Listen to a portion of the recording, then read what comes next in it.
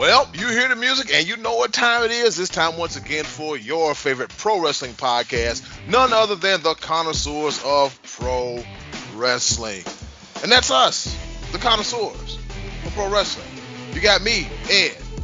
You got Uncle Marcus. Yo. And then you got Brad. Yep, you see I'm pointing like this because the way the screen is set up, Brad's right there, Marcus right there. Brown's over here, Green's over here. But anyways. Brad's up here for me, and Eddie, you're like down here for me. Like, I understand it.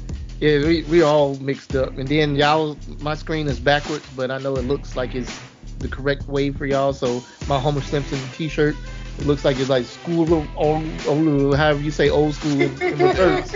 I can't speak Backwardese, so I don't know.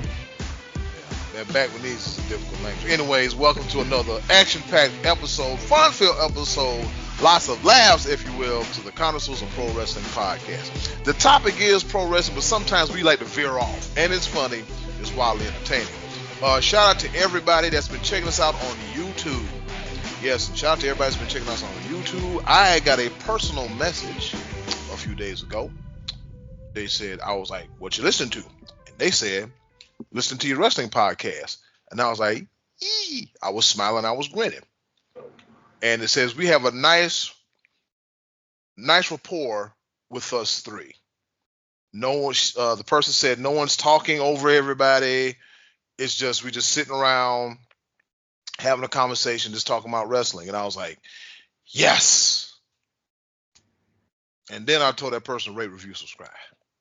Yeah, exactly. Mm-hmm. Exactly.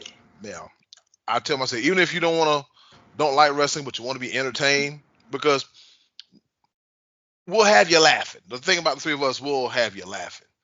So, yeah. So how's everybody's week been so far? Man, I'm actually pulling the Jordan flu game right now. I don't have the flu, but I do think I have like a sinus infection that's been kind of whooping my ass for the past few days. Mm-hmm. So I'm dealing with that. And plus, not to bring the mood down too much, my grandmother passed away early this morning. And it was expected. You know, we knew it was gonna happen. I made my peace with it a while ago, but still just to hear that news and all, it's kind of a kick in the pants a little bit. But I'm just happy she's no longer suffering and in pain. She's been sick for a while now, and yeah. So for those of you who pray, I believe strongly in the power of prayer. Mm-hmm. All prayers for me and my family would be very much appreciated. But other than that, I'm here to talk some pro graps, baby. Let's get it. All right, man. We got you. Brad, how you feeling, man? Oh, man. Just dealing with the chaos of the week. Oh, boy. It's only Wednesday, and even though we know what that means, it's still a crazy, crazy week. But trying to get to the weekend, just trying to make it on through, and finish out this week strong. Yeah. Make it strong. Yeah, that's the best that's objective, man. Try to finish the week as strong as possible. For me, last week of high school football video live stream, a little bittersweet, but I'm happy I get this big old long break before basketball season comes in, and yeah. Things are gonna be wild, but I'm gonna still, between all the podcasts, gonna try my best to bring everything to you without missing a beat. All right, so with that being said, we saw tonight's episode of AEW Dynamite, Private Party, and Danny Garcia got the dub over the Young Bucks, and your boy Marcus, unseasoned chicken Jack Perry. Oh. Yeah. Most boring wrestler on the face of the planet. Until he starts doing stuff, and then you're like, okay, where's this excitement? Where was this excitement in the beginning? Yeah. And I'm here with what's that one wrestling promo? He was like, and I'm here with Jumpin' Jeff Farmer. How you feel about the promo tonight? Yep. What? Listen, last time you got me good. Yeah. But you didn't get me. So yeah. Like, bro, did you even try to practice your promo? Nope. And shout out to the interviewer for just standing with the microphone and just being He was trying like, all right, come on, son, you got it. You just relax. Oh man. Yeah.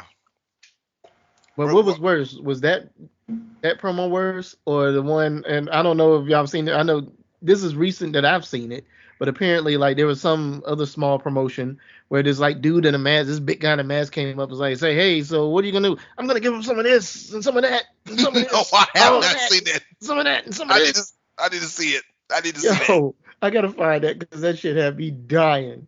Oh my god! Wait, was this the one that had like the blue background and it had that big dude? That... Yeah, it looked like they were in some kind of like high school gym or something. And yeah, it was like a cinder block wall and was all blue.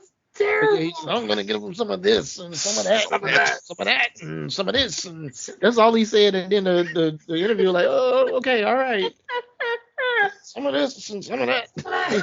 Oh my God, that's hilarious. I'm gonna give him some of this. I'm gonna give him some of that. Yes, give us some of this. Give us some of that. Some of that and some of this. I mean, it still beats. I mean, my God, there's so many of these interviews that happen like the Southpaw regional wrestling style. Oh yep. my. Yeah. That one felt straight. It felt exactly like a Southpaw regional, but it was real though. It was like, oh my gosh. There's one where it's like the most offensive promos. Uh-huh. And I'm like, wait a minute. Are they? Is this a shoot or? I mean, like you can tell by some of the stuff they said. Like, man, this seems a little bit racist to be a wrestling promo. This sounds like a personal grudge here. Yeah, I'll make sure I send y'all that link. Yeah, it's oh, watch out, Uncle Marcus coming out of his ring jacket. Coming out the jacket. Show off the guns. Yep. Or something like it. Brother. Yep. Brother. I don't know, man. Like with this sinus infection, it's weird. I'm getting like at times I get chills and aches like I got the flu, but I'm not running a fever. I've checked my temperature and like it's not so bad right now. But last night I was hurting, man. I was like, man, I'm not running a fever, but I'm whatever. And I was a little chilly before we got on, and now I'm getting warm. Plus I'm drinking hot tea too, so that might be it as well. So, oh well. But yeah, I had to take the little house jacket off real quick. Yeah. So a lot of times, you got to sweat it out you. But yep. This episode of AEW was okay. It was all right. It wasn't nothing to sneeze at. You got the reformation of Don Callis' new Don Callis family. What's my name? They cut his hair. Kyle Fletcher.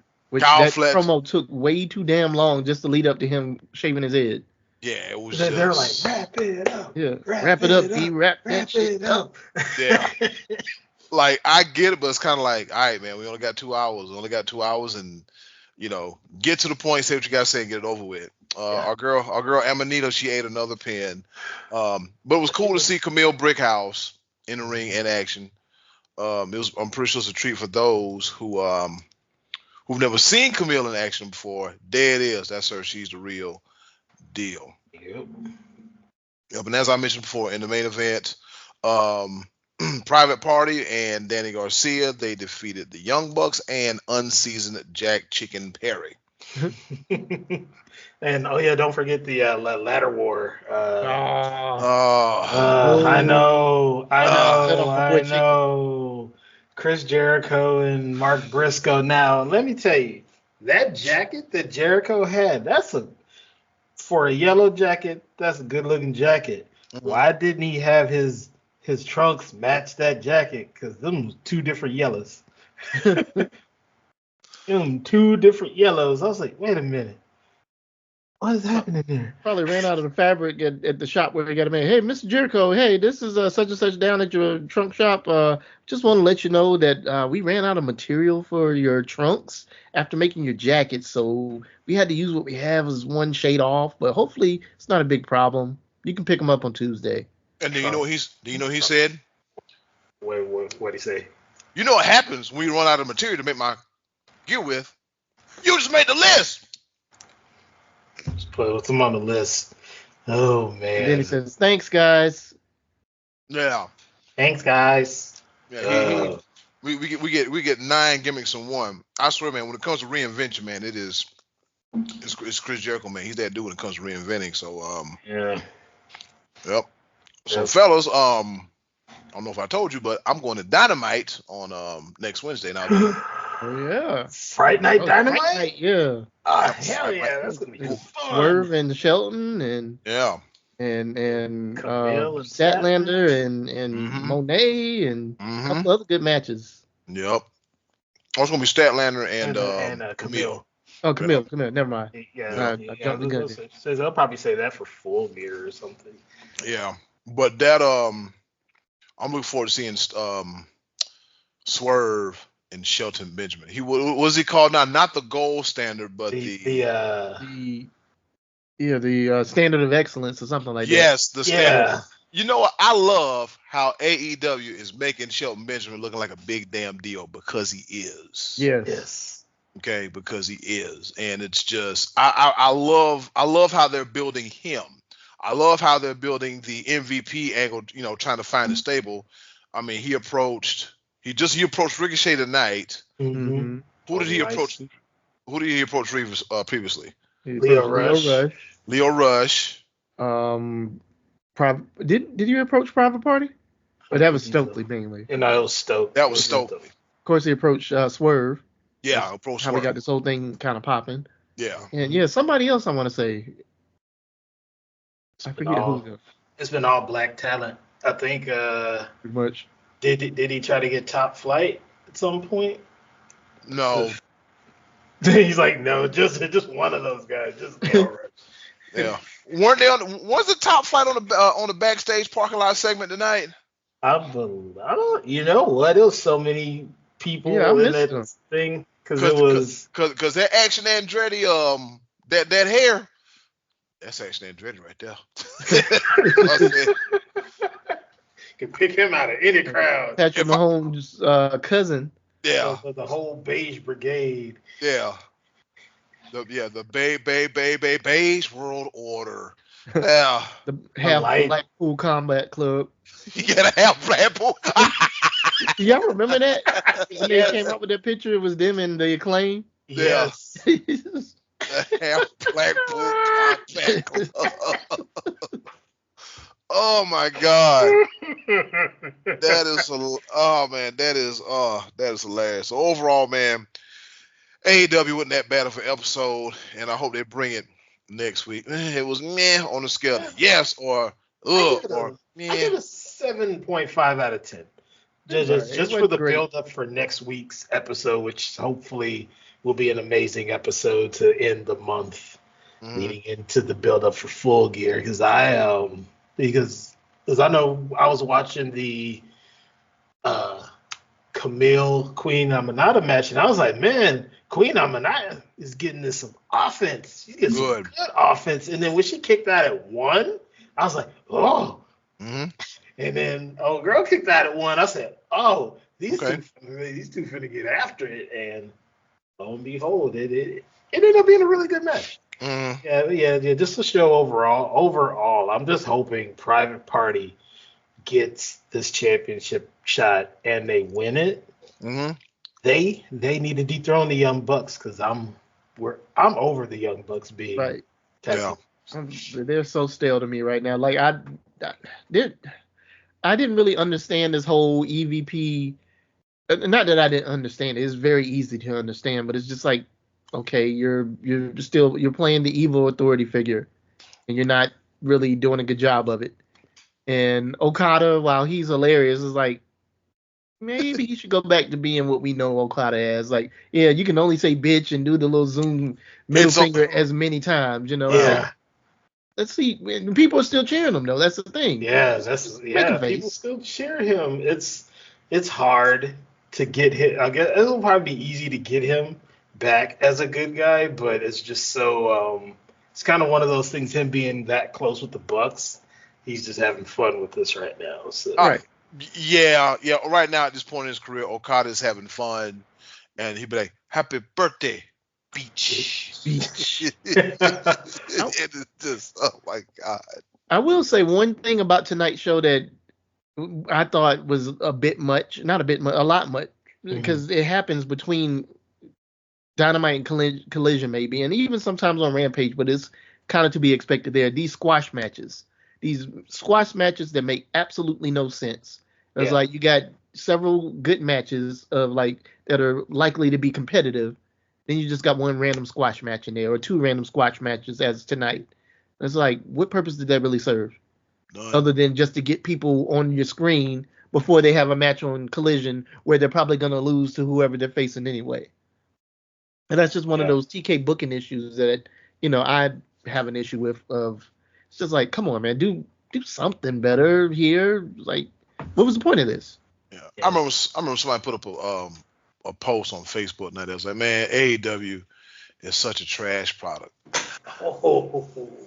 That's a little hot. That's a little harsh. I don't think they trash. I think they need some guidance. Yes.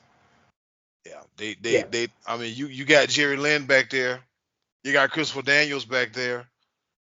I'm pretty sure Sanjay Dutt is back there. Mm-hmm. Chris Hero's back there. Yeah, Chris Hero's back there.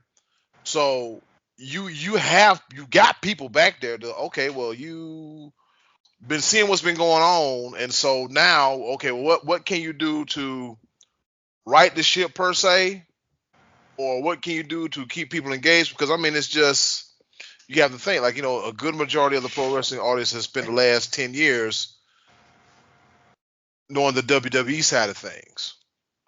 Yeah. And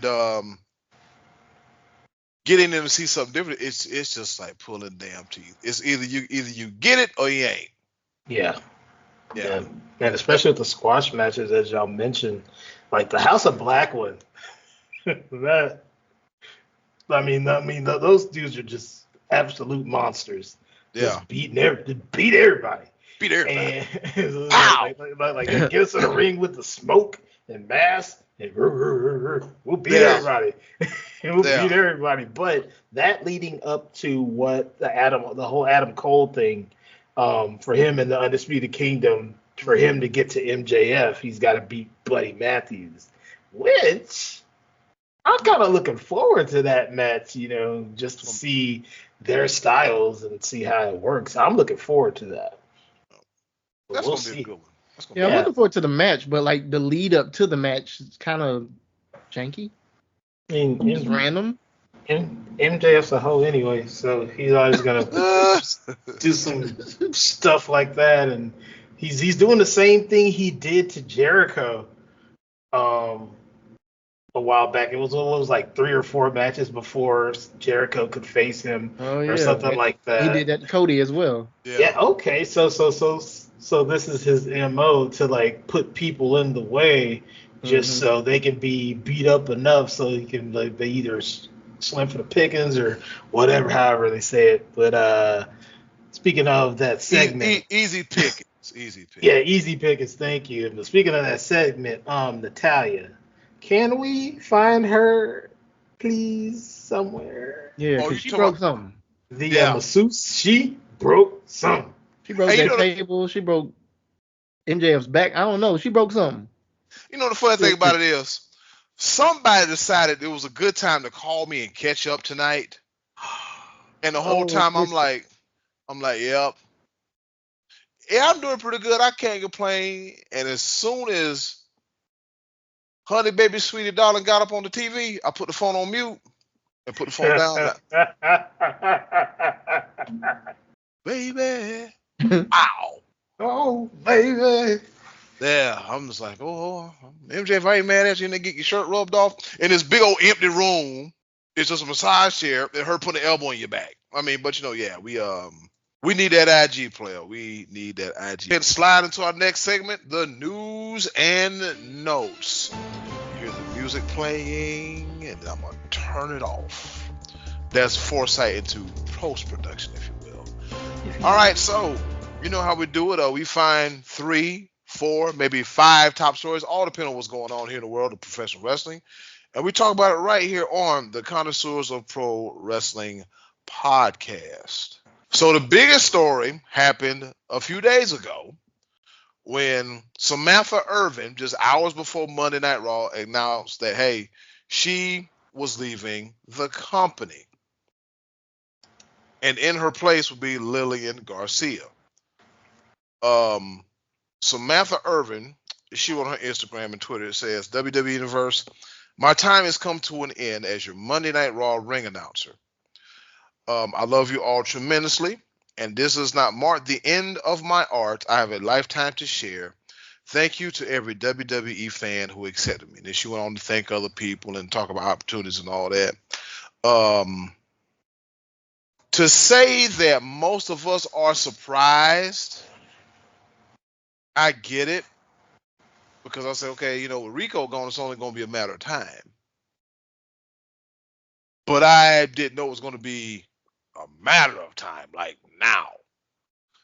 So our thoughts on Samantha Irvin leaving the company. You're about to go other places and break stuff. We already saw a little bit of that when she sang at the Raiders game a week ago or so. Mm-hmm. But no, for real though. I think it's great. It's good for her, and I know immediately the IWC jumped all on her, and they were cursing her, calling her bad names and stuff, and just dogging out AEW in the process. But I mean, and Ricochet quickly jumped in as like, yeah, wrong, she ain't coming here. And even Lillian Garcia, like I didn't get to watch the full thing today, but I saw it earlier. She was basically just saying, yes, she's back full time in WWE as the ring announcer, and she gave Sam her flowers on the way out. And it sounds like Samantha Irvin is going to pursue a singing career similar to what Lillian did herself. And I mean, probably among other things, she might have some acting things going on. And I don't know if people know, but even before she stepped foot in the WWE, she was on America's Got Talent. She's a flautist. She could sing.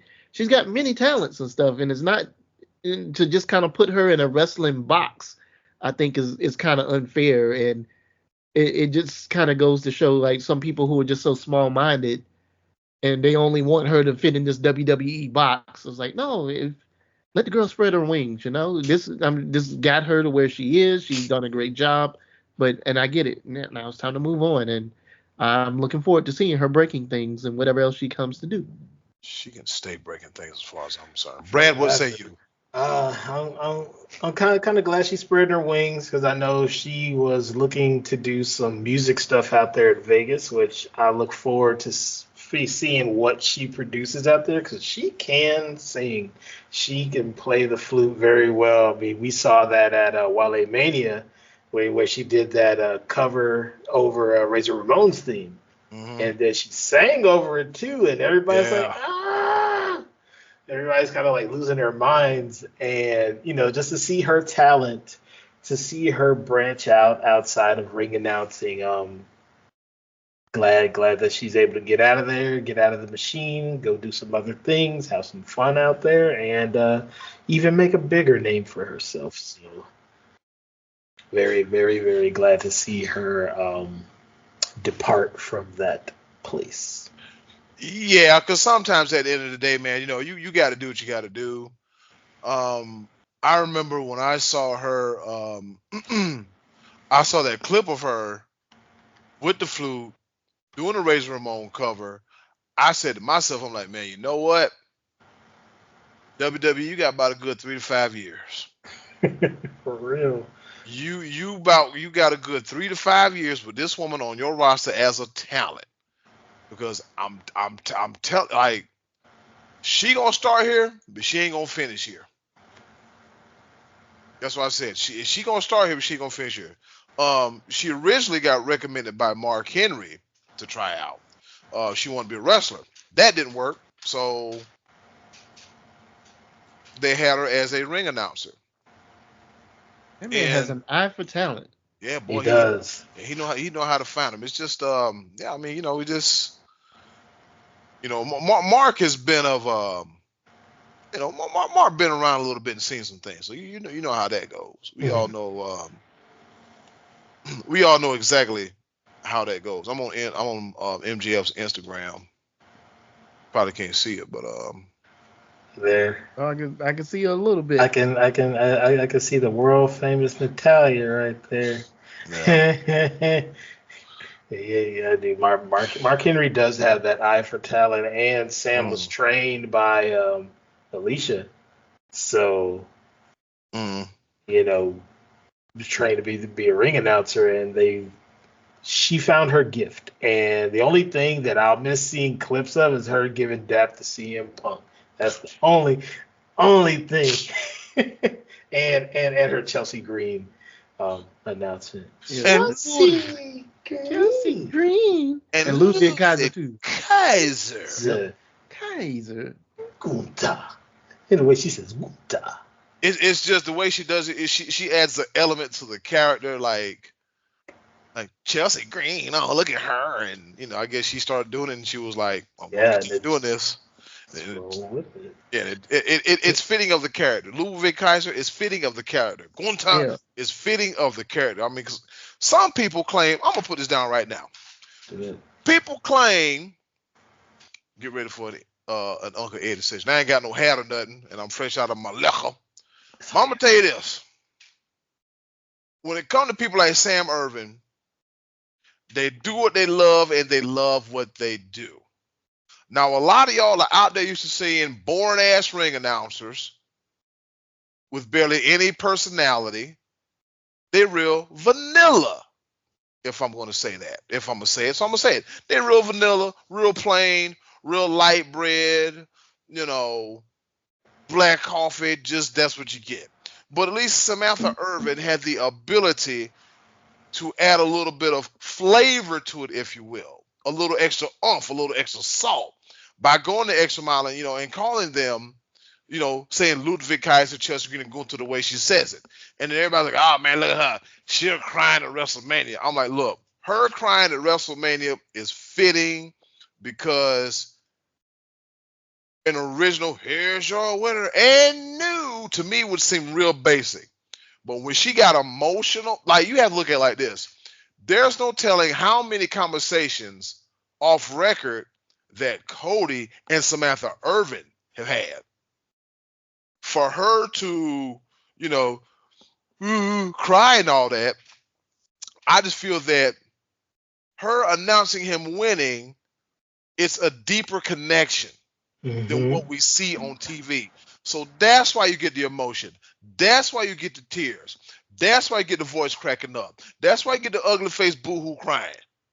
Because there's a deeper connection than what some people out there can see. They see this being extra. I see it as, okay, there's a deeper connection because when you get a certain age, your line of thinking is like, okay, well, damn, she got real emotional. I wonder what could cause that. Okay, with them traveling on the road, them talking to each other. Because you got to think about it. Everybody in that company talks to each other. Especially people that are made, that's been on top for a while or been doing it for like 15, 16, 20 plus years. They talk to these 4th, 5th, and 6th yearsers and try to tell them, like, okay, this is what you do. This is what you don't do. Okay, well, you want to do this. This is what you want to do that. Okay, well, instead of trying that, try this. That's that bond. That's that chemistry. That's that symmetry. And so for those of you that say she's doing too much, you know what your problem is? Your ass don't do enough. Exactly. People said the same thing about Byron when he did his commentary after Kofi won. Everybody got emotional after Kofi won. He's like 11 long years, man, and blah blah blah blah. And he was just going on and about it, and you could feel that. You could feel that inside of your heart, because you wanted him to beat Daniel Bryan. You wanted him to win that title. You felt what Byron was saying that night in New Jersey. You felt that. So what Samantha is saying with her WrestleMania post Cody Raheem Rose winning the title, you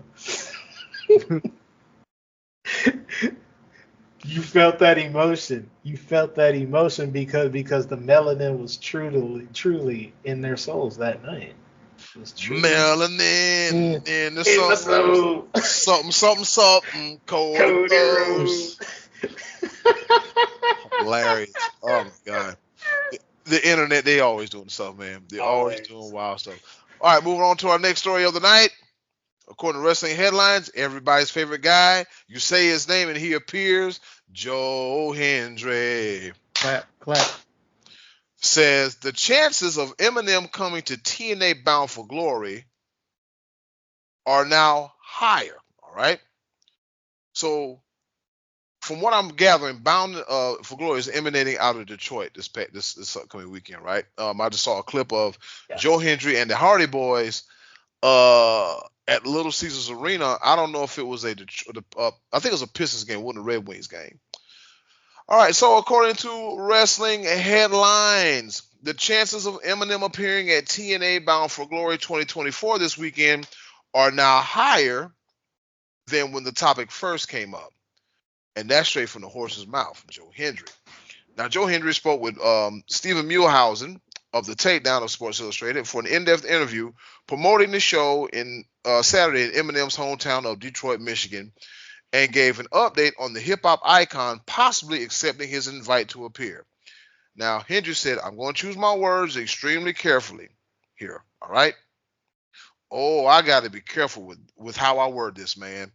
Hardy then said, I got to be careful with how I word this. This is what I'll say. What I've been doing is throwing things out there, having fun. That's how this all started. Before there was a close relationship between TNA and NXT and me going over there, we were putting out things that teased me going there. Wait a minute, am I writing all over the place? Well, okay, never mind. I'll keep continuing with tease me going there. And then those things put into the universe. So some of them can eventually become reality. So I will say this. I see what he did.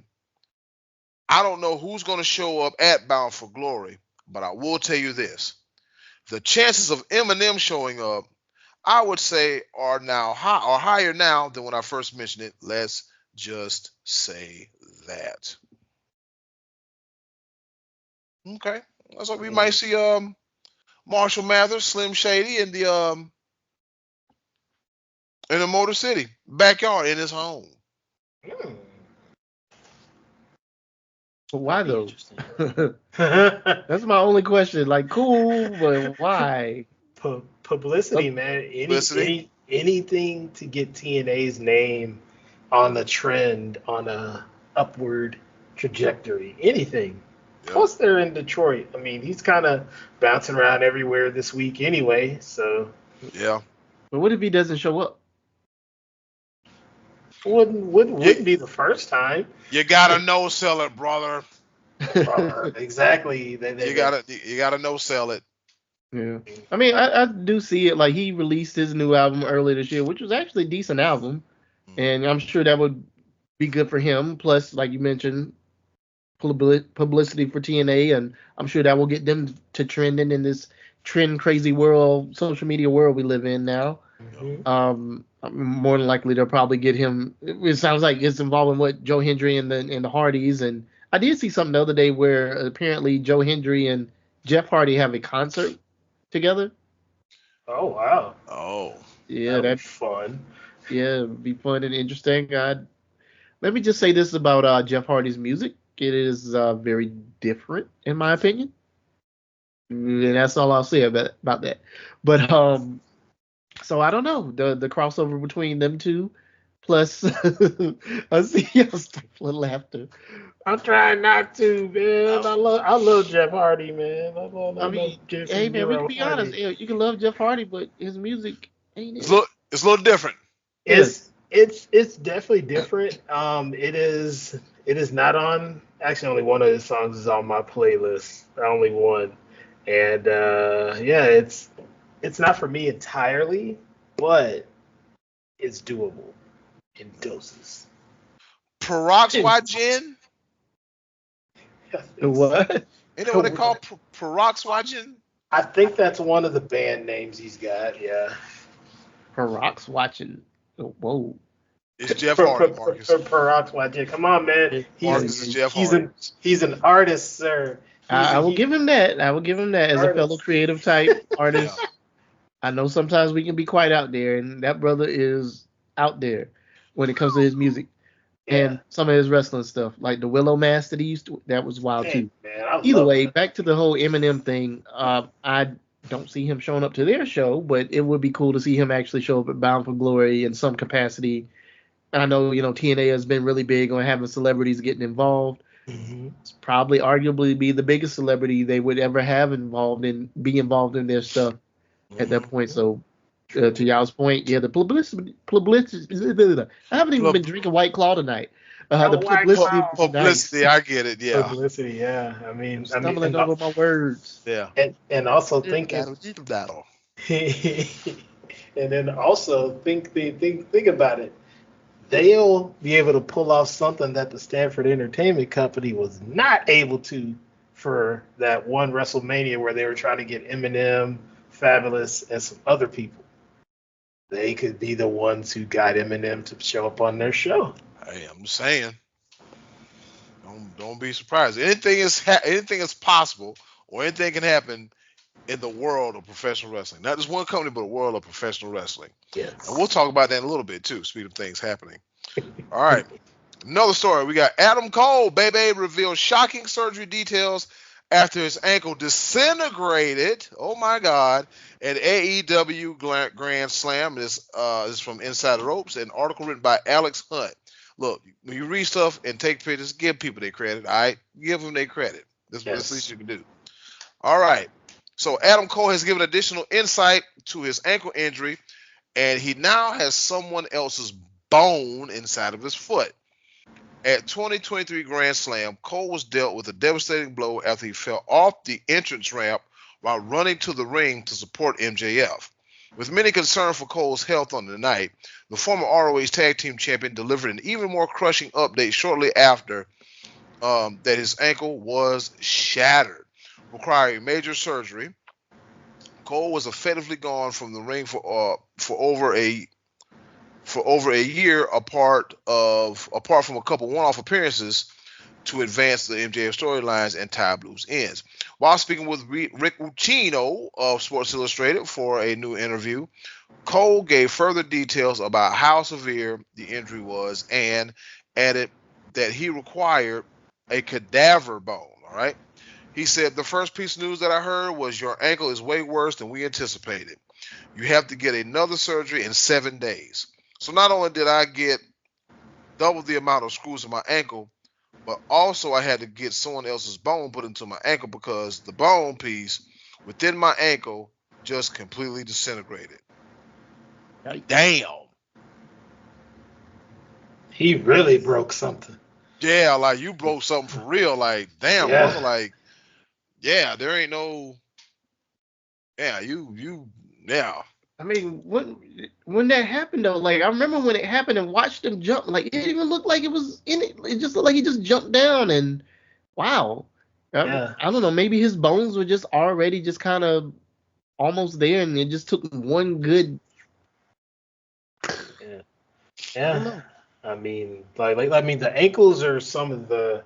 Honestly, it's one of the parts of the body that takes forever to heal anyway, and for him to shatter. Not just break, just shatter his ankle. That's going to take over at least a year, maybe a little more to get that fixed. But the cadaver bone, man, shout out to donors, man. Mm-hmm. That's, didn't he mention something that he had communicated with the family and he was super thankful for that too? Mm-hmm. Yep. Yeah. He's been having a rough go, man, and I mean, I guess related news, like he is confirmed that he and Britt Baker split up. I was just about to say that. Oh, man. Power couple, man, but it happens. I mean, things happen, man. Things happen. I just hope they were there for each other during his ordeal and during her ordeal as well, too. Oh, yeah, of course. Worst thing in the world you can do is just like go through something like that by yourself. I mean, your ankle shattered. You don't know what's next in your life. You know, your ankle shatter. I mean, a lot of times when ankle shatter, career finito is El Duno. Then plus the concussion issue he was having, before, like when he returned that time, and hopefully that's fine now. Yeah. I think he just needed like a year off. If you think about it, sometimes a year off kind of help you out everything. Yeah. All right. Our fourth story. Ricochet. He made his debut. Maple Leaf Pro Wrestling. All right. So there's an article here, courtesy of Brad. The Maple Leaf Pro from Cage Side Seats, SB Nation. MLP debut. Konosuke Takeshita beats TNA's best. And Bully Ray gets slapped by Scott D'Amore's grandmama. This sounds like fun already. All right, there's a new player on the indie scene, Maple Leaf Pro Wrestling, run by Scott D'Amore, who AEW should have hired. Held their debut event it was an exciting success. Forged in Excellence spans 2 nights on October 19th and October 20th. From Windsor, Ontario, Canada, the MLP mission statement is to showcase the best wrestlers from Canada against the best wrestlers from around the world. They brought in talent from AEW, TNA, ROH, and New Japan Pro Wrestling. Forged in Excellence was built around the Konosuke Takeshita in the main event attraction for the 2-night event. The new AEW International Champion wanted to face the best, so D'Amore gave him the best from the TNA.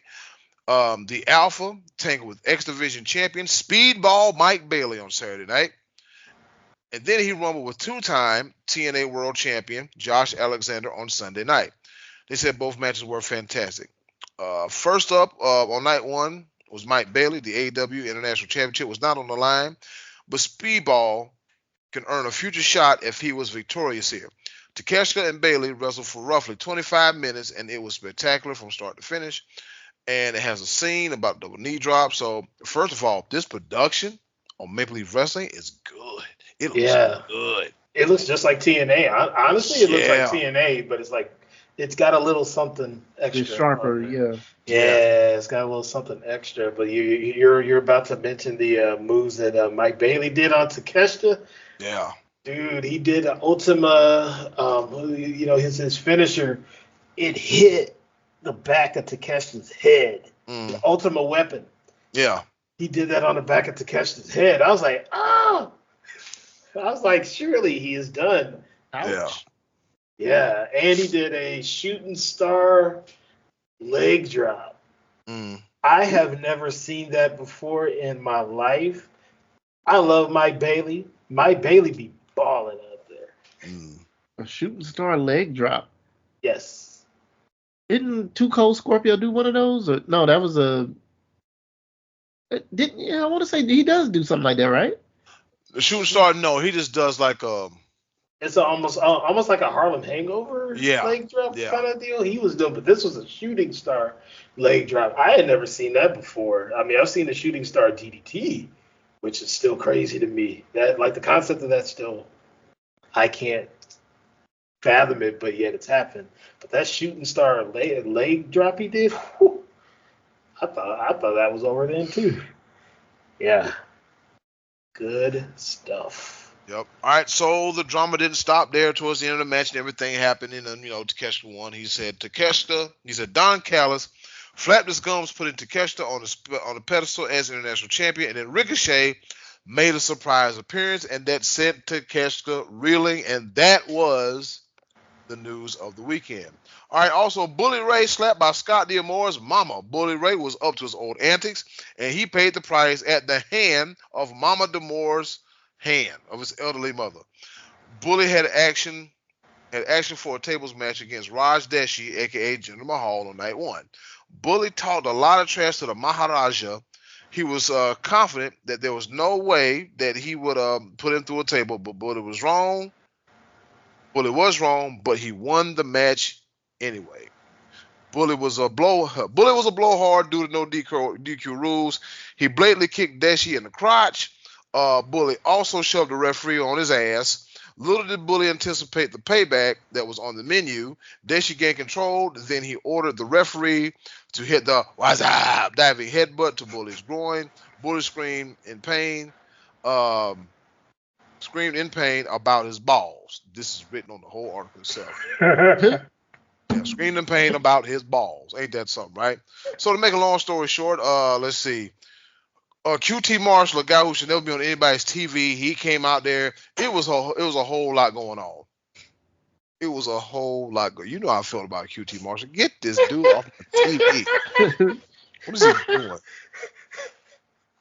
He just got. You know what?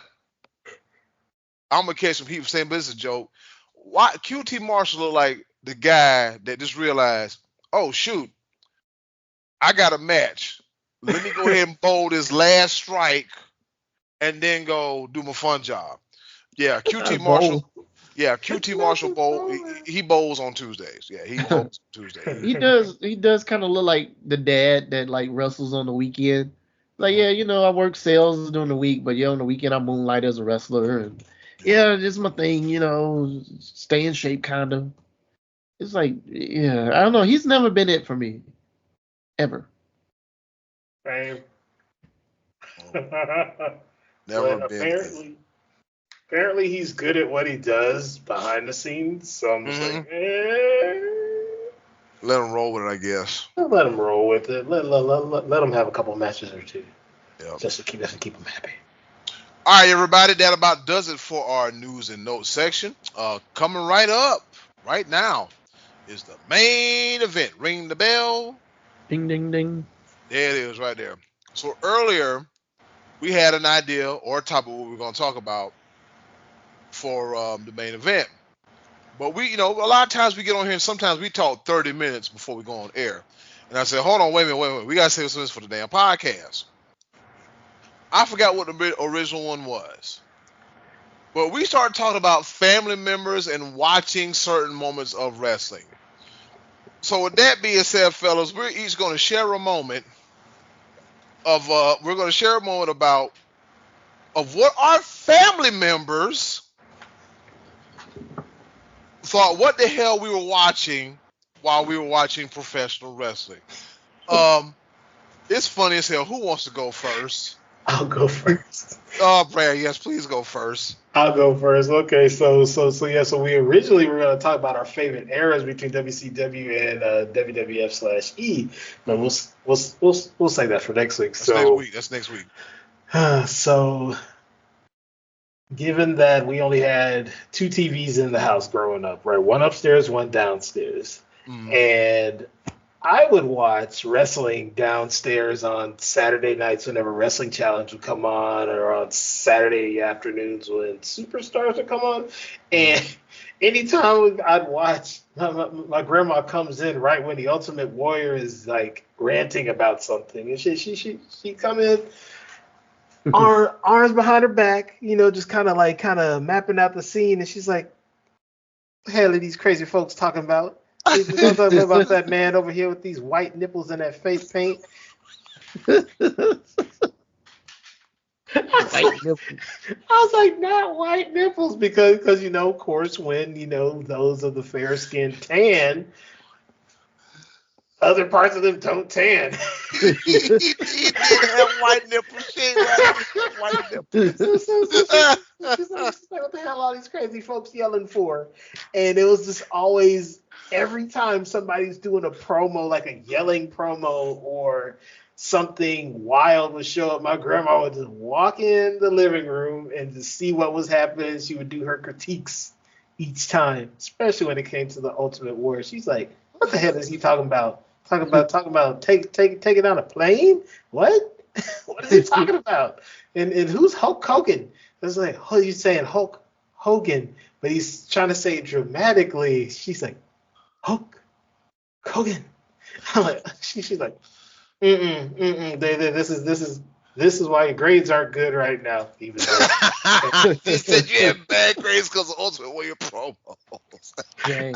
My grades weren't bad. I actually had really good grades. She just Why your grades bad? Hey man, Grandma. Hey, look, Grandma had to cut the promo on. She had to finish the promo on a high note. She done talked about Ultimate Warrior white nipples. She done called him crazy man. She probably said everything and then some. Why is she screaming? And then she had to count on, see, right there. And that's why your grade's bad. And walk off just like a parent or a grandparent would. Estrucity is the reason why you're doing bad in school, son. Yeah. Watching these Ultimate Warrior promos like it's something. I was like, but it's Saturday night. I don't have any homework. Don't matter. Go work on your timetable. Timetable. Why was it like old folk back in the day? They were like so big on timetables. Yeah. I think I know your timetables like you know that Nintendo or like you know that wrestling. Brother. No, I don't. Brother, let me tell you. I don't. Something. I'm trying to learn, but it ain't clicking. I'm trying. Yeah. Now, excuse me, I'm making it the board 8 on Mario. I'm about to beat the grain, Grandma. Yeah, I hope you beat them grades like you beat the game. That's what they always would say. They're like, yeah. We see you over here playing this WCW NWO Revenge. I hope you get revenge on them English tests. Get in there and wrestle your homework. Pin it 1, 2, 3. Bring home the A+ championship belt. For real. I hope you perfect plex that science test next week. Like, God, wow. Brad, what you say about them while we wrestle them grades? What she say about the grades? You wrestle them? What she say? she said, I hope, because I was playing WCW NWO Revenge, and she said, yeah, I hope you get revenge, like you play this game, like you do on your English test, which I did make an A on it. Like. By the way, y'all, I had good grades. Trust me, I'm a freaking nerd as a kid, still am. But oh my God, my only problem.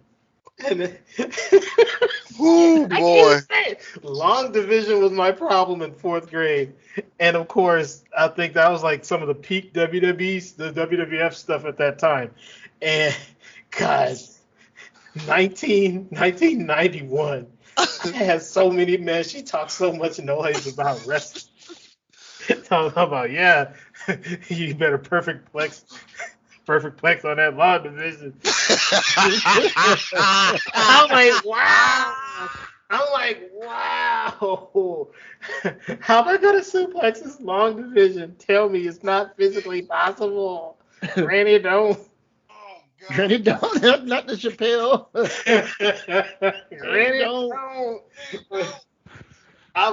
I am so glad. And this is just Brad, not to mention what me and Marcus got to say. Me. I'm so glad I called an audible. Like, you know what? This is gonna be far more entertaining than that one. Oh my God. I have so many other stories, but we only have so much time. So, Jesus. I love my grandma to the day she left this earth. Oh my God, she always used to say wild stuff like this. She was like, man, she says, yeah, you better figure out a perfect plex them tests. Perfect plex that long division. Man, I think I would have been on the floor if I heard that. I might would have died twice and came back to life twice. And the funny part, I was like, so you are paying attention. Gotcha, Greg. Paying attention. Gotcha.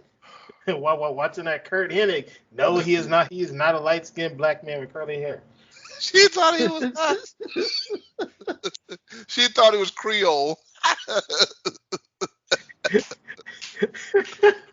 Oh God, he thought it was Creole. Oh my God. Oh man. Go garbage. Damn. She said you better perfect plex that long division. But the thing that took me out was, you better get revenge on no guys. you better get revenge on that English test. Let's see. When did that game come out? Like 1997 or something? Yeah. I was in pre-AP English. Yeah. I was in pre-AP English. I was doing fine. I was doing fine in that class. AP classes? Yeah. You must have been doing. Yeah, I'm sure you were doing fine. Yeah, dude. I was doing fine. Pre-AP, because let's see, that was 1997. Yeah, and you know what? The worst part, it wasn't even school time. It was during the summer. Oh no! It was during the summer. And your grandma over there talking trash to you like you a C student. Thank you. I'm like, wow. Yeah. It's the toughest kind of love. But maybe she was doing it to keep you sharp. Apparently so, but she like, you better get revenge on the English test. So I was like, I don't think I'm doing bad, and I don't think I'm gonna be doing bad in English because it was my first time doing pre-AP, I think. Yeah. I think I did do pre-AP in the 9th grade year, but my 10th grade year, I had a real good pre-AP English teacher. Shout out to Mrs. Johnson. She's freaking fantastic. Shout out to good teacher, man. Yeah, man. But yeah. Whew. Oh, my grandma, man. She was something else about that pro wrestling, and boy, let me tell you. She said you better get revenge on that necklace. Oh, Marcus, man, what you got? Oh, Jesus. Oh man. I think the one that trips me out the most. Actually, it's two. Let me tell this one real quick, and then I'll get into the real one that we were talking about before we went on air. This one just hit me as we were going through. But I remember back in the day, back in my late adolescent years or whatever, maybe around 9, 10, 11-ish. Mm-hmm. I would go up to Virginia to see, family and stuff like that. And my recently deceased grandmother, who passed earlier today, would oftentimes take me to her sister's house. Her sister's name was Florence, but she always went by the name Mussy. I don't know why they call her that, but she goes by Mussy. And she's passed away. She's since passed away as well. She did a couple of years ago. But we would go out there, and my grandma and her boyfriend at the time would hang out there too for some. I didn't ask questions. I was too young, whatever. But all I know, there was a couple times I would go out there to Mussy's house, and we would watch, like, they would have tapes of wrestling, of like WWF. I'm like, okay, yeah, there we go. And one time, my Aunt Mussy made some chitlins, and nobody tell me that Aunt Mussy ain't a good cook. So I ate these chitlins watching wrestling. My stomach was all toe down, man. Some chitlins and some green. Now, these are country folk from Virginia, man. These folks are like, literally, like, you had to drive about 25, 30 minutes to get to Aunt Mussy's house because she was out there in the country. And I just remember, like, hey, we're going to Aunt Mussy. We probably get to watch some wrestling. And, oh, you got some chitlins and some greens? Okay, yeah, sure. I told them things up, man. And then a little bit later, they told me up back. And let me just say, ever since then, I can't really do chitlins like that. But the one I was going to get at, and the one I shared with y'all earlier, this would happen. This was also on a trip to Virginia as a kid. I was a little bit older at this time. I was probably late teens, maybe early 20s even. But Zach Gowen, for those of you who know Zach Gowen, you know that he is a one-legged wrestler. He would come out with his prosthetic leg on, and then when it was time to wrestle, he would remove the prosthetic leg. And for those of you who remember, well, for the sake of those of you who don't, Zach Gowen got a run in WWE for some god-awful reason. And they let this man get in here and wrestle against the likes of Brock Lesnar and The Big Show. And get and killed. All these dudes, say it again? And get killed. And get destroyed. Absolutely slaughtered. And I remember watching it. I was at my auntie's house. And it was either for Christmas, or it was like Christmas or Thanksgiving or 4th of July. I forget which one. But I'm up in here just watching SmackDown. And Zach Gowen is getting ragdoll, literally ragdoll by one of them. My auntie Net comes in. Her name's Karen, but we call her Net. And she's like, what are you watching in here? It's like, there's this dude, and like, she just starts laughing. And then after a while, like, both of us are just dying laughing, seeing this man getting whooped pillar to post. And several of my other aunties and uncles, they end up coming in, and they're like, belly laughing, like wheezing laughing, like crying, and we're just all doubled over in laughter. And one of the moments, like, I know I shouldn't be laughing at this, but bump that, this shit is funny, because it was. I mean, at the time, I was like, yo, Zach Gowen is like, just seeing, like, if nothing else, just seeing him hop around and then do a drop kick, a one-legged drop kick, and then they would whoop his ass. And I know it's wrong, but yeah, my whole family just had a. That was just one of those crazy moments where we just all just went to town laughing. I think my grandmama was there too, and it was just one of them good times. We were all just like, we couldn't breathe. We were laughing so hard. Oh man! Damn, just seeing Zach Gowen get that ass beat. Yeah. Just like, well, hopefully it wasn't the one where Brock Lesnar F5'd him into the post. Oh yeah, I think it might have been. He F5'd him into the ring post. Like, I'm pretty sure they fell out. I knew they fell out with that.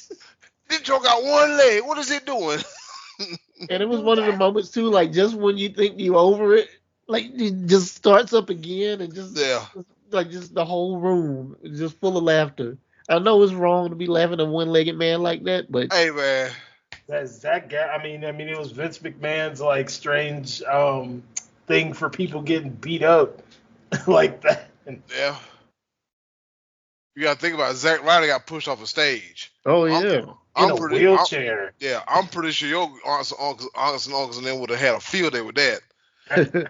Well, like from what I'm told, like my grandpa, he's not necessarily my biological grandpa, but he was my grandma's one of my husbands after my actual grandpa.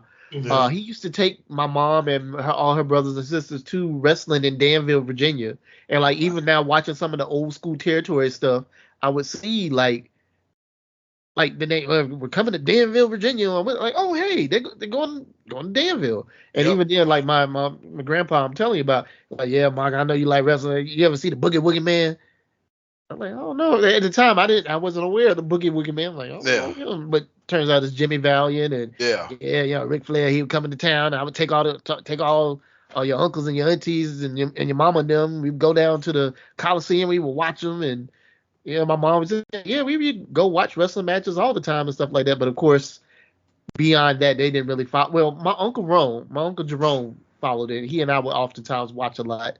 And I bet if I go once, I'll probably see him next week when I go up for the funeral. And I bet if I were to start talking about it, he'd probably be able to hang with it too. So, yeah. Yeah. Generational wrestling fandom. Yeah. So, I don't know how the hell I'm gonna follow that up. Hey, go for it, man. And then closing something nice. No, I'm joking. No, I'm not about to. No. Closing out the show already. Yeah, I said, okay, I can't follow that up. He pulled a Rick James on us. How am I sure supposed did. to follow that? Yeah, how am I supposed to follow that, Charlie Murphy? Give those for anyway. So, I tell people I watch wrestling because it's a bond it's the last and only bond between my father and I, who's been this heavenly abode for about 29, almost 30 years. And so I've learned to watch some of everything. My mom, on the other hand, she knew that we liked it. I don't think she quite understood it, but she was all right with it. So, for example, I forgot it was a match on WCW Saturday night. It was Dustin Rhodes and somebody, right? Dustin Rhodes was on the rope. And started giving him the 10, the 10 punch to the head. My mama said, "Now why he hit that man in his head with his fist like that? Why he ain't fighting back? Did he knock him out? Oh, he fell down kind of hard. Oh, look at him." And then, and she would just be like, "Ooh, that look tough. I don't want nobody beating and knocking up on me like that." Doing what, mama? I don't want nobody beating and knocking up on me like that. Yep. And so, like, years down the road, I think I'm already out of school or close to it. That's when Vince McMahon's doing the whole Kiss My Ass Club thing, right? So she said, "He's starting to get old. Look at him." It's like early 2000s with the Kiss My Ass Club. Yeah, it was in the early 2000s. She left. She's like, "What old man doing, flailing his arms like that? Look at him." And so when he did the Kiss My Ass Club, he pulled his pants. I was like, "I can make it do tricks." My mom said, "Tricks?"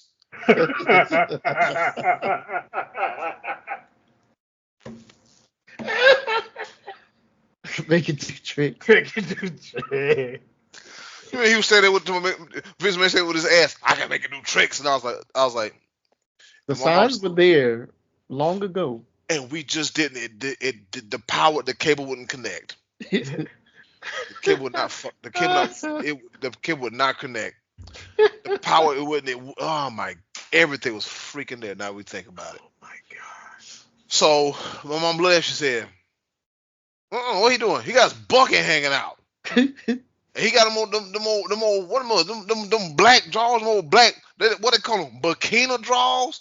What, mama? Bikini. I said bikini. You know what I'm talking about? I said bikini bottoms, mama. Yeah, he got them old bikini drawers on. Matter of fact, remind me of one of my old co-workers. She got them tight pants. Her pants be so doggone tight. You know she got the bikini drawers on because you see the line of them old bikini drawers in the back. It looked right. And my mom said it looked right, stank looking. Oh my God.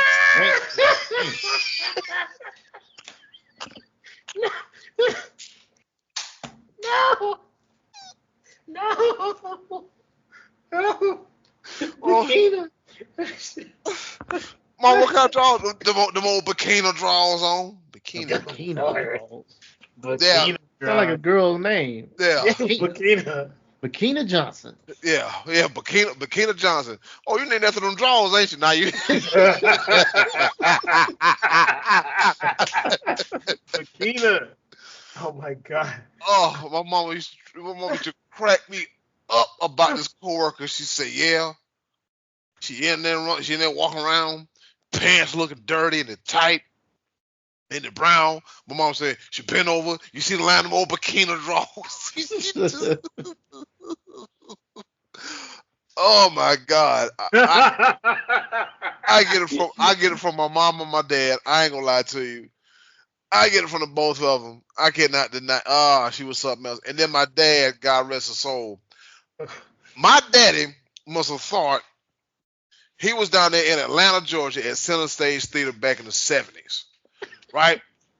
Because my daddy would sit down and he would get this look in his face. Uh-huh. And he would be tunnel vision. Locked in. I could be striking matches in the house. He don't give a damn. Just gonna strike him in this line of sight. Yeah, just fire them all. And Daddy, I'm drinking your beer. I'm fine. I'm lighting your matches. Boy, move. Boy, move. You know them old Southern jumping. like boy, move. I'm trying to watch Saturday Night here. Yeah.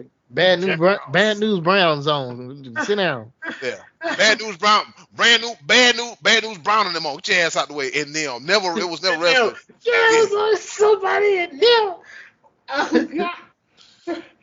Boy, turn on Bad News in them. Bad News in them. Yeah. And my silly ass, I'm turning to the Channel 13 News. My dad looked at me. Nah, I know you ain't. He better put it now. Now, son, this the news.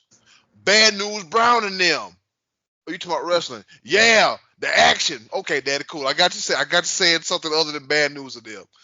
So I'm turning, and my dad, he would do this thing.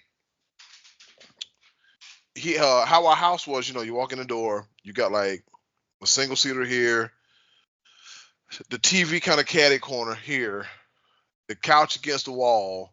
We had a bar, a little bar stand, and then we had like a little love seat by there. My mom had her seat like all over here off in the cut. Mm-hmm. So, my mom is sitting, rolling her hair, just doing whatever. And my daddy, he be over there gripping both sides of the chair, just in it. Somebody get whipped to the ropes, he. I love it. Oh. Damn, boy, he hit the shit out. Well, you say he hit the shit out of him. He be into it. Yeah, and daddy look, he's like, oh. My daddy was he had very limited education, but I loved him to death. It was just a mispronunciation for me. He said, Big Van Vader, Big Van Bailey. Yeah, that's him. Not gonna tell you nothing different. That's him. He would call Arn Anderson the Teeny Man. The Teeny Man. Yeah. The Teeny Man. Because think about it, he was watching when Vader was in WCW, Sid was in WCW, the bigger guys. You know what I'm saying? Okay. Size-wise. Yeah. It's like, you looking at him, put him in spine buster. He over there. Boy, that Teeny Man something, man. Saying he tough, son. He tough little son, Johnny. My dad Like I could be in there breaking wind for 3 minutes straight, and my daddy wouldn't know or give a damn. Straight up, he was in it. When I say he was, when I say level of focus, like Ed, what you think is the ultimate level of focus? My dad back in my living room back in 1992, the summer of 1992, watching WCW Saturday Night. That's the most intense focus. And then there'd be some times where he would go to bed, right? Damn, boy, I gotta go to bed. I gotta go to bed. My dad was retired. He's sick. He know word. What he ain't got to go to bed early for? But I digress. Some nights I be watching TV. I hear them footsteps shuffle down the hall, and what do I see? Sitting in the hallway.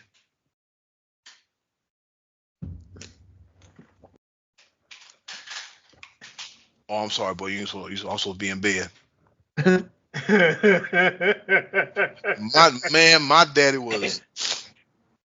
Oh my! Like, I remember one of his friends came over, right, and they were talking about wrestling. Now, this friend lived in New York during like the 50s or whatever, right?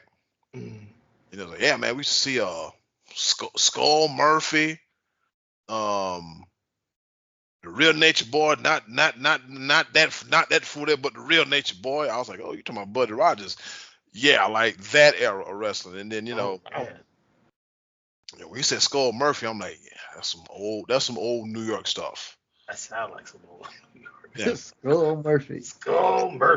I'm for real, because I was like, because he thinking about this, like the reason I remember so now, he's like Skull Murphy. I'm like, why they call him damn Skull Murphy? Like, yeah, I'm about to RPH. Yeah, Skull Murphy was a Canadian professional wrestler, better known John Joseph Murray was a Canadian professional wrestler, better known by his name Skull Murphy.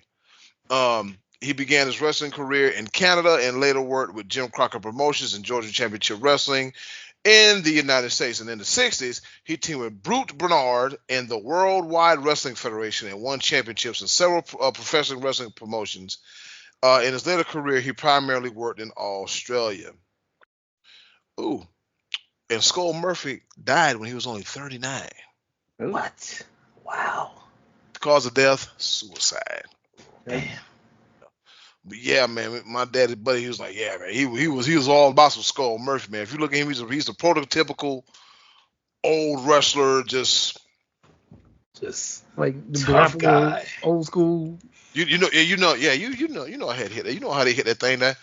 You know how he hit it. You know how he hit the whole. Yeah. Yeah.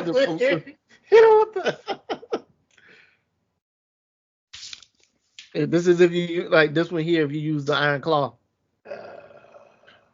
or the whole straight face, the baby face. Yeah, baby face. the heel, he over there. And he hit him with this pose too. Yeah, boys be serious about the poses, boys. Man, we need to do a watch along where we just go on the internet and look up 19 wrestlers from the 1950s and their poses. Yeah. We might have put some of this on video. I ain't gonna lie to you, it was hilarious. Yeah, man. Clips from our Instagram. Finally got to the 80s and stuff. They start pointing. Yeah. Or having a belt around their waist. Yeah, the arms folded, hands by the hips, holding a prop like Beefcake would hold the scissors. Yeah, strutting and cutting. Oh, hell. Or like the crazy, like the Bruiser Brodies of the. Oh man, it don't go as long, but wait, I got one here.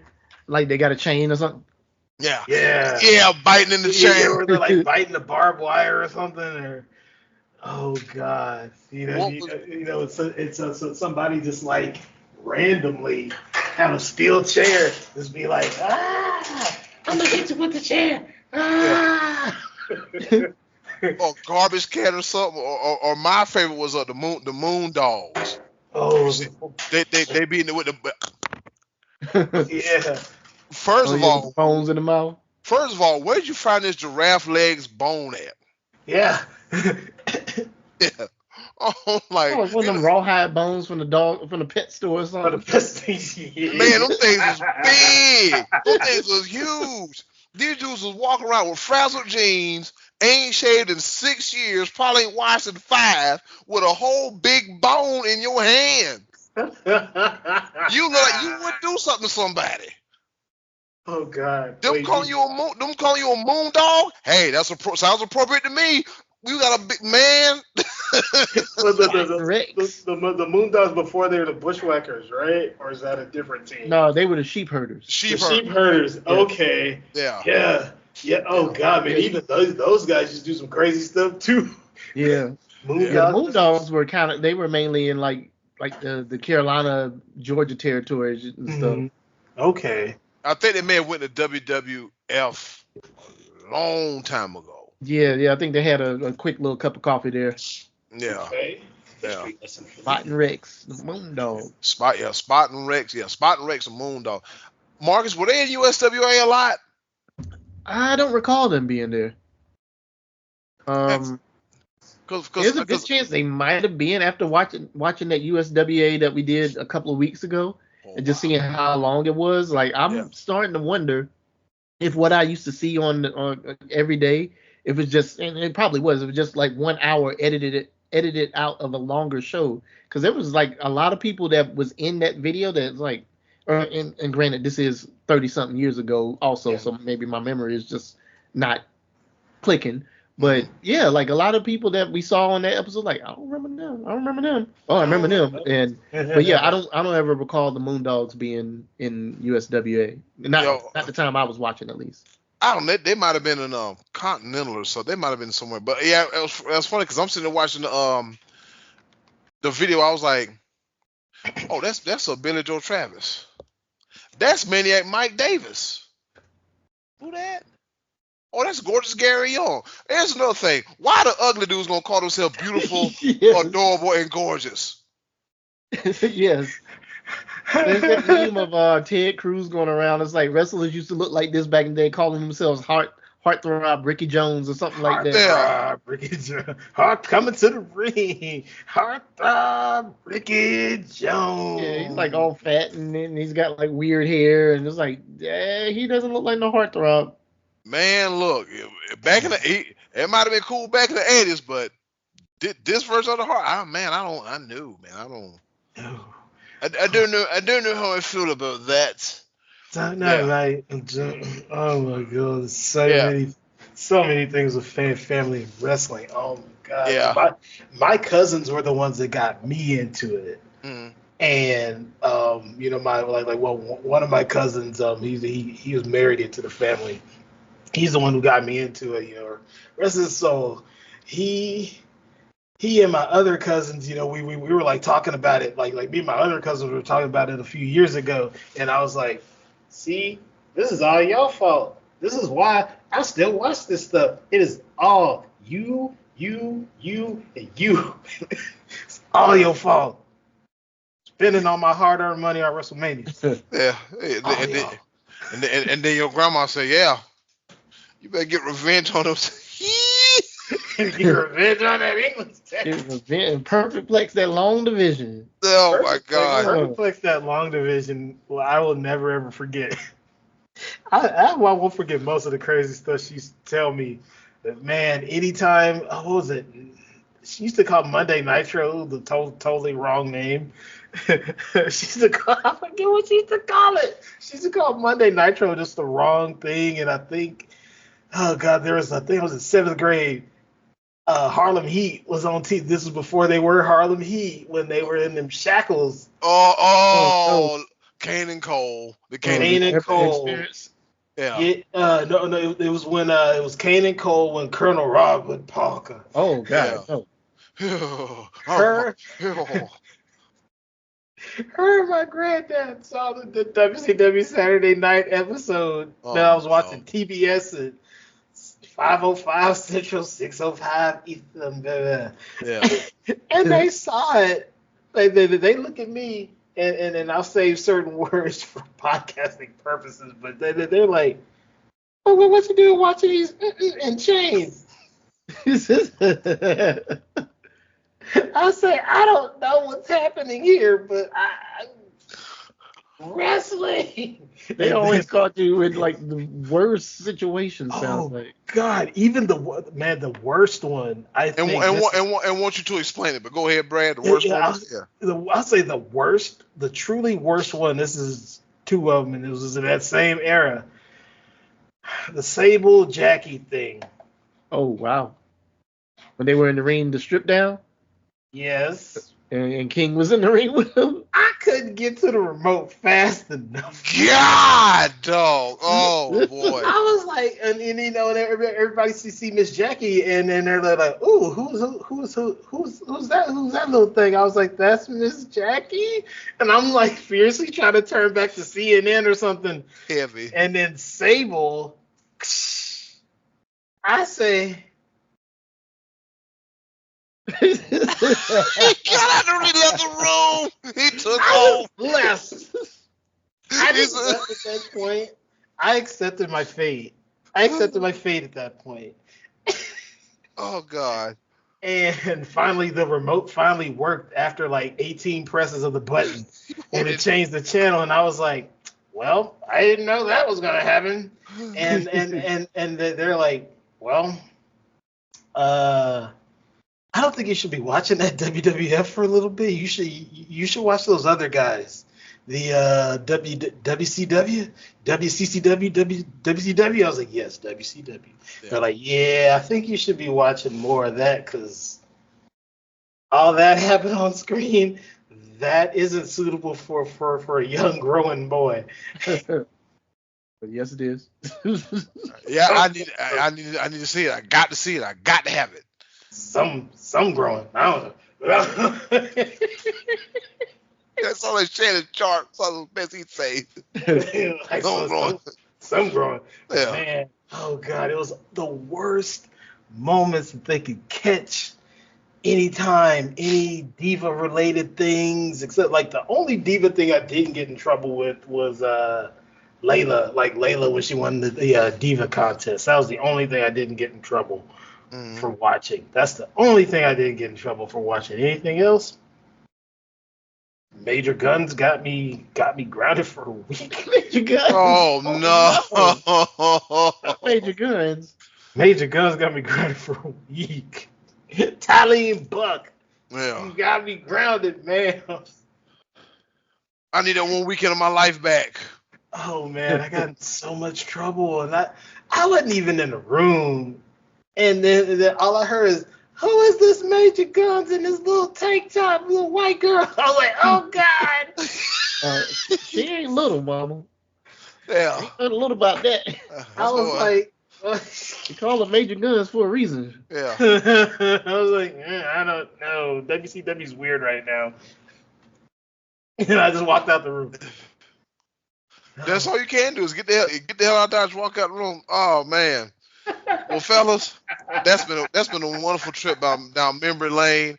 I'm so glad I called that audible. I said because you know what? We start to tell these stories. By the time I get to the end of the program, I'm like, you know what? Now we're gonna tell these stories. So so shout out to our family members.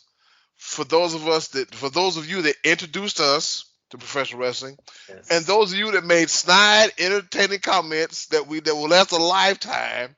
Okay, that will last a lifetime. We enjoyed y'all as well too, and bikini draws. Anyways, Bikini Johnson. Oh man, we have laughed enough tonight. We've been insightful. Once again, thank you for watching and listening to the Concepts Pro Wrestling Podcast. Surprise, surprise. We have our own Spotify feed now. Hey. Yeah. We also have our very own Linktree. Hey. So that way we can just compile everything and put it in one place. If you go to our just look us up on what's that thing called, y'all? Facebook too. And if you look us up on Spotify, you'll see the Consoles Pro Wrestling Podcast. We have our own feed. Right now is the last episode while I have break between football and basketball, I'm going to upload episodes 1 through 14 sporadically throughout the Connoisseurs of Pro Wrestling Pop. Man, we got our own thing, folks. We got our own things. And shout out to everybody that's been checking us out on YouTube. Pretty soon we're gonna give y'all a visual. We're gonna give y'all a visual. So Yeah, we still need to do that Women's Extreme Wrestling watch along. yes, Yeah, buddy. we have not forgotten about that. I think we're gonna do that. I think we're gonna kick off the new year with that. Oh. Ooh. Yeah, we're gonna kick off the new year with a little bit of flying ho. Also, in breaking news, our Instagram is no longer suspended. Yes. So We're on Instagram too, and we're gonna try to be as active as we possibly can, all across our social networks. Definitely check us out, man. Thank you to the people that's been giving me the nice compliments, the people that's been giving Marcus and Brad the nice comments as well too. We appreciate you. Yeah, thank you kindly. We appreciate you. I mean, this started off as an idea towards the middle of the summer. Well, actually, the early part of summer. By the end of the first episode came out in June 2024. And we've been going strong ever since. Come across some technical things, but we pretty much, for the most part, have everything ironed out. I would like for us to go live one night. Ooh. Yeah. Ooh, I can't wait. The theater loves that idea. Yeah. Unless my daughter wakes up and comes over here, then maybe not as much, but hopefully that won't happen. and then, hey, I mean, we get a baby. I mean, we get a baby girl run in.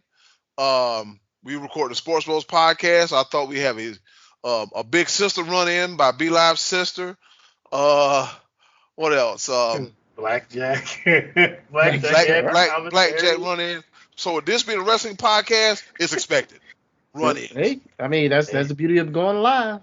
The show must go on. The show must go on. Fellas, any closing words before we get up out of here? Yes, rest in peace to my grandma Dee Dee. Rest in peace. Juanita Gunner is her name, but we call her Dee Dee. I call her Dee Dee. Rest in peace. That's it. R.I.P. Mr. Lewis Livingston, B-Live's father.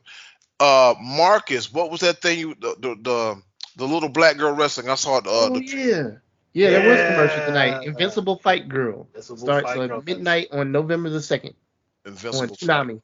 Okay. Next day on Max. I'm very excited still for that. It's gonna be great. Yes. It's gonna be amazing. Because we talked about, I was like, I know this. And so I was like, oh. So I got an interest in it. Interested in it. Brad, you got anything to say before we get the Heezy about a Heezy? Oh man, just make sure you perfect flex your long division, man. That's it. To all you little knucklehead kids doing that weird math and whatever else, make sure you perfect flex your long division, smack your gum in the air, throw a towel, and make sure your Bobby Heenan catches it. And that's all I really got. And make sure you get revenge on them English tests. But no. Just as like I always say, watch the stuff you like. If you don't like it, turn the damn channel. That's all you gotta do. Yeah. I learned that the hard way, and now I learned it the easy way. Just turn from the stuff you don't like. If you like good stuff that's coming on soon, watch it. Watch the hell out of it. Yeah. If you don't like it, and promote the good stuff you like. If you don't like it, my bad. No. I was also saying, if you don't like it, don't be like me. give all the terrible discourse about the World Wrestling Federation. Yeah. Yes, because Brad will poo-poo on anything related. He poo-pooed on the Motor City Machine Guns debuting this past week. I did, and I like those guys, but they went to the other company. Yeah. I didn't even know they were going to be there. I didn't either until what somebody said. You posted the video of them, right, Marcus? Of them talking to Nick Aldis. Right. Yeah, they showed up earlier in the day and they're here. And they've been running vignettes leading up to that a couple of weeks ago. I know you work Fridays, Eddie, but and you don't watch it, Brad. So, but yeah, they've been running vignettes for about 2-3 weeks before they actually showed up. Did they And keep their music? no, unfortunately not. I wish they did. Oh no, they got Oh, Def city. Rebel, They got a Chris Sabin. yeah. Are you picking on Def Rebel? Hell yeah, I'm picking on Def Rebel. Them dudes They suck. They suck. I can't stand them. do. Alex Shelley. City That sounds machine. close to it's just yeah. We ain't got, y'all think about y'all. We ain't got in the words of my mama with Def Rebel, we ain't got much more long left with him or them. Yeah. And as a matter of fact, I saw something on we ain't got much more left with that. I saw a preview of the because Chad Ochocinco, he also does Inside the NFL with Ryan Clark and a few other guys. And they had picked the winner. The teams were the Commanders and the Chicago Bears. And Ocho said, I'm going to call somebody out here. Hey, come on out here. And then the music played, and Ryan Clark was like, I know that music. No, you don't, Ryan, because you know what? That's not a Def Rebel song. That's a stock song that y'all got back there because you guys do not have the right to use Seth Rollins' theme song. I know that music. Man, Wow. bruh. RC. Bruh. Wow. Wow. Yeah. And it's like I know that, and it was like I'm like, well, was it? Well, did they edit it? I wonder. You know, kind of like how they do the New Japan stuff. Yeah. Where what's my man he wore Buddy from GBH, I think. yeah, he wore the chain. Yeah. His tag team partner is Tenzon. I can't think. Something Makabe, I believe. Togi Makabe. Yeah, that guy. Togi Makabe. His song is, I think, is Welcome to the Jungle or some rock and roll song. And then whenever they're on New Japan World, they put a Def Rebel ass theme song. And I was like, or they mute it. Yeah. I was like, why the music? We do not have the rights to play this music. Like what they hear in Korakuen Hall versus what we hear on New Japan World, two totally different things. But yeah, it's just yeah. Yeah, Marcus. I don't know if you hadn't really experienced that yet, but you gonna No. But yeah. I see that happen a lot. Like if you go back and watch a UFC pay-per-view, because if you watch it live, you can hear, a normal regular song, but then my wife likes to go and watch them over and over again after they've happened, and then like you can hear it's kind of muted and you can't hear the music. It's just some random stock music. So I would imagine it's probably about the same. Yeah. Just like you can't watch a New Jack match on Peacock. That's kind of whatever the Killers. Yeah. Whatever that stock. That song is actually a real song. The one that they play over Natural Born Killers. Instead of Natural Born Killers, that song is a real song, and it is just as bad as you think. Doom, doom, doom, doom, doom, doom. It's so doom, bad. Doom, doom, doom. Doom, doom, doom, doom. Wait a minute. This ain't no damn. It's like the synthesizer part gets me every single time. It's terrible. Yeah. I'm like, oh my god, this is so bad. So I was like, this song makes me want to leave the room instead of beat somebody's ass. Like, I don't want to watch this anymore. But how you feel about that song? I don't. I don't. And even if in the words of Marcus and Brad, I'm gonna give Def Rebel the benefit of the doubt. I ain't giving them nothing. Yeah, but we all can agree they need to do something. I don't know who they're gonna hire. What was it? The move was the use more mainstream music. Yes. Lord have mercy, please. Matter of fact, I got a song on iTunes, and if you give me a right couple dollars, But Eddie, how come you ain't worked in about 3 months? Click, turn on TV. Well, you know. Well, you know. Well, chicken salad. You take the mayonnaise and the chicken, and I don't put certain amount. It gives me gas, but you got the. Oh my God. Oh God, good old. Good old Bruce Pitcher on the Something to Wrestle With podcast and all those damn impersonations. Like, it's wild, it's crazy, it's funny. All right, fellas, let's get the hell up out of here. For Brad, for Marcus, for me, we want to thank you for watching and listening to the Concepts Pro Wrestling Podcast. Linktree link will be up shortly. We making some things happen. We're gonna do a watch along. Chin up, tits out, watch for the shoe and the flying hose. And then closing, do something nice for yourself if you can. Do something nice for someone else. They're greatly appreciated now more than ever.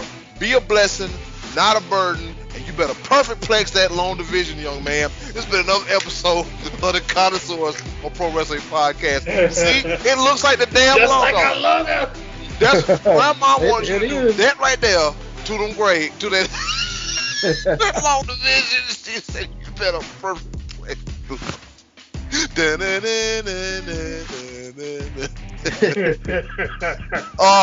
We get up out of here. See y'all next week. Peace, y'all. Yeah. And you better give revenge on that English class too. I could not have been around your grandma. I would have been hollering.